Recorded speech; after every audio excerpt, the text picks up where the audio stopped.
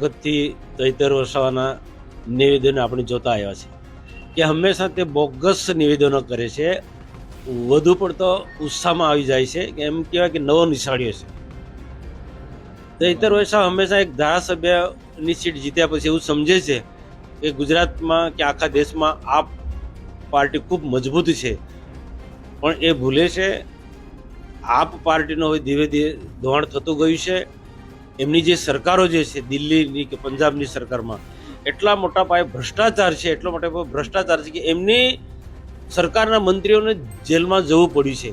આ સંજોગોમાં આમ આદમી પાર્ટીનું બિલકુલ આખા દેશની અંદર ને દિલ્હીમાં પંજાબમાં, હું થોડા દિવસ પહેલા દિલ્હીમાં 4 દિવસ પ્રવાસ કરીને આવ્યો, કે આમ આદમી પાર્ટીનું બિલકુલ ધોવાણ થઈ રહ્યું છે. અને હવે પછીની લોકસભામાં પંજાબમાં અને દિલ્હીની અંદર ભારતીય જનતા પાર્ટીની જ સીટો ત્યાં આવવાની છે.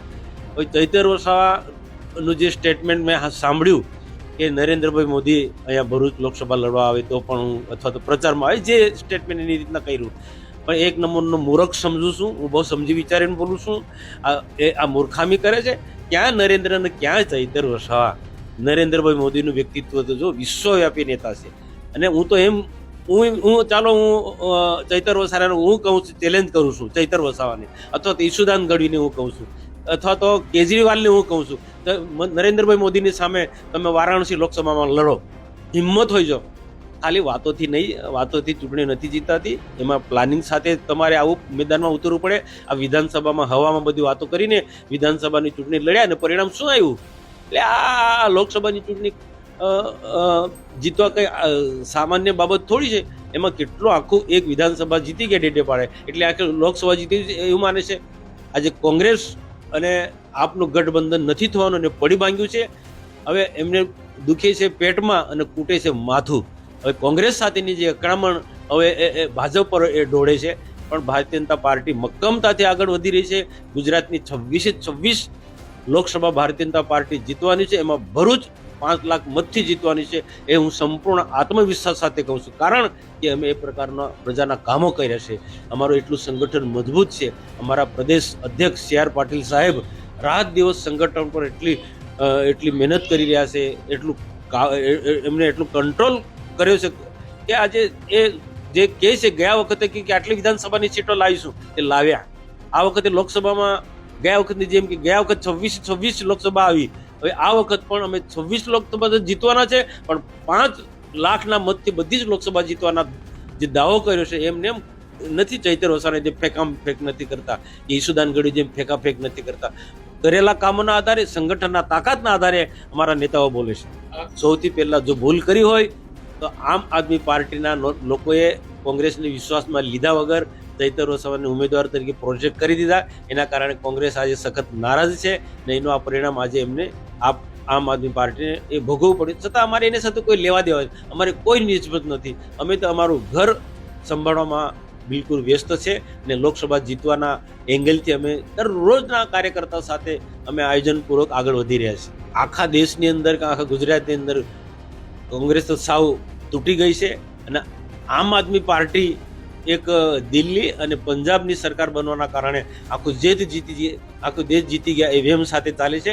પણ આ ગુજરાત છે, ગુજરાતમાં ક્યારે પણ આમ આદમી પાર્ટી આવવાની નથી. ભૂતકાળમાં પ્રાદેશિક પક્ષોની કેવી સ્થિતિ થઈ છે અને આજે કોંગ્રેસ આખા દેશની અંદર સાવ એનો નેતૃત્વ એમને યોગ્ય મળી નથી શકતો. આજે લોકસભાની અંદર કોંગ્રેસ પાસે વિરોધ પક્ષની સભ્ય સંખ્યા નથી, તો આવનારા દિવસોમાં વધારે ખરાબ સ્થિતિ કોંગ્રેસની થવાની છે. અને આમ આદમી પાર્ટી તમે જોજો લોકસભાની અંદર 26 ઉમેદવાર રાખવાની વાત કરે છે, 26 એના લોકસભાના ઉમેદવાર ડિપોઝિટ ના ગુમાવે તો તમે મને પ્રશ્ન કરજો. ખૂબ મોટી સંખ્યામાં સરપંચો જોડાયેલા છે. ખરેખર આ સરપંચો પરથી આ વિસ્તારના ધારાસભ્ય અને સંસદ સભ્ય શીખવા જેવું છે. સમાજની વાત આવી, બધા સરપંચો અહીંયા હાજર થઈ ગયા છે, શીખવા જેવું છે. છતાંય એ લોકો શીખતા નથી, એ આપણી કમનસીબી છે.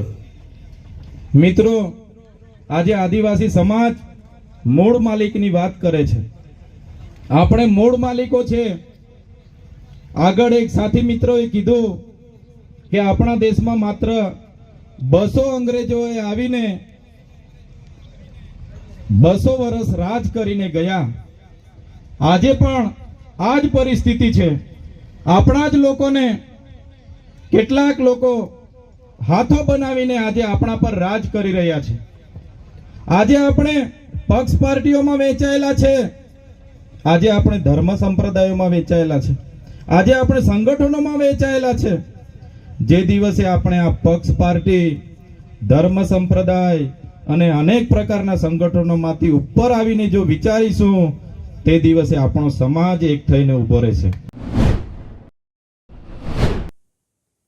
ભાઈ શ્રી મનસુખભાઈ વસાવા ભાજપના ભરૂચના સાંસદ નીચે વારે વારે ચેતરભાઈ ઉપર, આમ આદમી પાર્ટી ઉપર નિવેદનો કરે છે, સમજી શકાય છે. કારણ કે ચેતરભાઈ વસાવા જ્યારથી જાહેર થયા છે, આદિવાસી સમાજ એને હીરો તરીકે જુએ છે. આદિવાસી સમાજના પ્રશ્નો માટે જેલમાં પણ જતા એના પરિવાર સાથે ડર્યા નથી.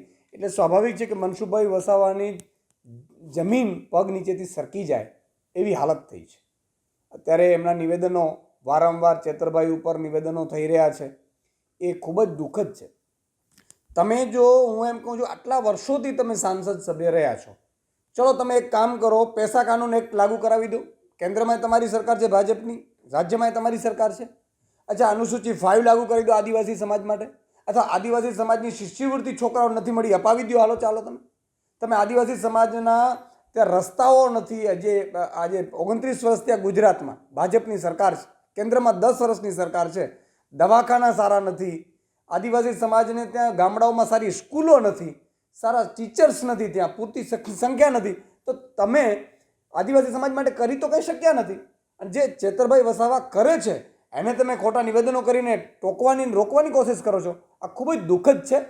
હું વિનંતી કરું છું આદિવાસી સમાજને, ભરૂચની તમામ જનતાને, જેમાં તમામ વર્ગ આવી જાય, તમામ ધર્મના લોકો આવી જાય, કે ચેતરભાઈ વસાવા તમારા માટે લડશે, તમારા માટે જીવ આપી દેશે.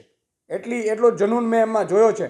તો એમને જંગી બહુમતીથી જીતાડવાનું હું તમને આહ્વાન કરું છું. અને આ લોકો જે પણ ચેતરભાઈ વસાવા વિરુદ્ધની નિવેદનો કરે છે, મને દુઃખ થાય છે. ઘણા લોકો ભાજપ વિરુદ્ધ નિવેદનો કે ભાજપ વિરુદ્ધ લડવાને બદલે ચેતરભાઈ વિરુદ્ધ અત્યારે આખી ગેંગ ઊભી થઈ છે. એ સારું નથી, બહુ દુઃખદ છે.